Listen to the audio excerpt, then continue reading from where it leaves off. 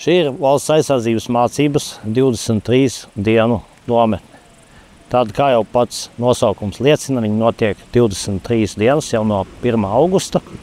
Un 23. augustā, tas piekdien, viņi arī noslēgsies. Jaunieši tiek apmācīti 5 dažādos blokos: lauka kausa iemaņas, ieroču mācība, ierīces mācība, topogrāfija un sakari un pirmās palīdzības apmācība. Man vienmēr fascinējusi tā ideja par militāro karjeru, un man šķita, ja valsts aizsardzības mācības stundās man piedāvāja, es domāju, kāda ne, būtu ļoti interesanti, un tādēļ es arī pieteicās.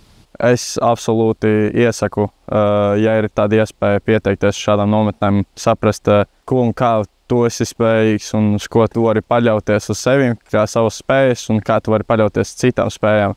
Un visi kā viena komanda visu to izveidot, vienu lielu brīnišķīgu komandu un visu izdarīt uz 100%. Es jau apmēram 5 gadus sevi jaunsardzē un savu nākotni arī vēlos saistīt ar militāro jomu. Tādēļ es domāju, ka man nometne ir labs veids, kā pilnveidot sevi, savas zināšanas un arī iegūt jaunus draugus. Es arī pārējiem ieteiktu pieteikties valsts aizsardzības mācību nometnē, jo šeit var iegūt daudz jaunus labus draugus un iemācīties daudz ko jaunu.